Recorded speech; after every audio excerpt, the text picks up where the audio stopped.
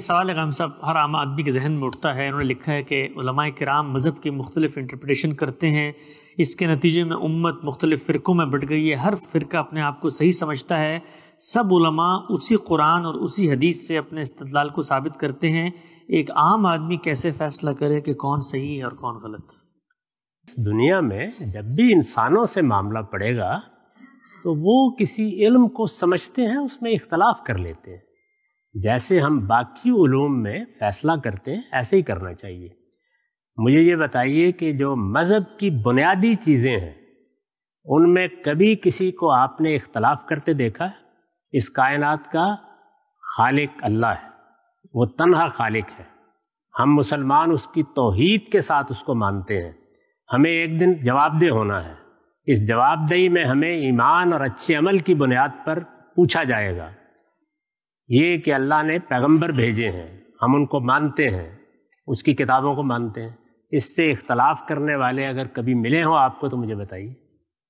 اچھا, اسی طریقے سے اللہ کی عبادات کی چیزیں, نماز, روزہ, ان میں کوئی اختلاف کرنے والے, ساری دنیا ذوق شوق کے ساتھ عبادات کر رہی ہے.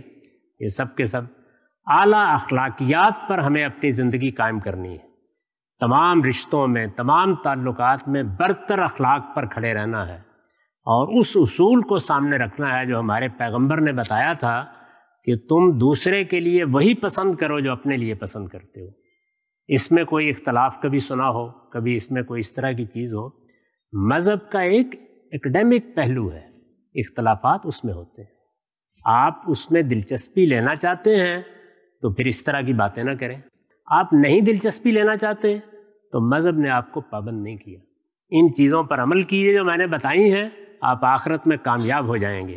انسان کے پاس دو ہی رویے ہیں, یا وہ علم سے محبت کرنے والا بنے, اس میں اختلافات ہوتے ہیں, اس میں چیزوں کو سمجھا جاتا ہے, اس میں بہت سی چیزوں کی تنقید ہوتی ہے. یہ آپ کا مزاج نہیں ہے تو وہ بدو بنیے جو رسالت مآب کی خدمت میں آیا اور اس نے آ کے آپ کی اونٹنی کی مہار پکڑ لی اور کہا کہ مجھے محمد جنت میں جانے کا طریقہ بتاؤ 2-4 لفظوں میں. آپ نے 3 باتیں کہیں, اس نے مہار چھوڑی اور چلا گیا. آپ نے فرمایا یہ جنت میں جا رہا ہے. تو اس لیے یا تو وہ بنیے اور یا پھر اس طرح کی شکایت نہ کریں, پھر علم کے سچے طالب بنیں. علم کے سچے طالب کبھی علمی اختلافات سے گھبراتے نہیں ہیں. ہمیں تو جب کسی علمی اختلاف کا پتہ چلتا ہے تو معلوم ہوتا ہے کہ بہار آ گئی ہے. میرے جلیل القدر استاد کہا کرتے تھے کہ جب کبھی مجھے کوئی مشکل پیش آ جاتی ہے قرآن میں یا حدیث میں یا کسی چیز کو سمجھنے میں, تو میرے بڑھاپے کا علاج ہو جاتا ہے, میں زندہ ہو جاتا ہوں. تو علم سے محبت کرنے والے لوگ علمی چیزوں میں دلچسپی لیں, جن کو اس سے دلچسپی نہیں ہے وہ بدو کی زندگی بسر کریں.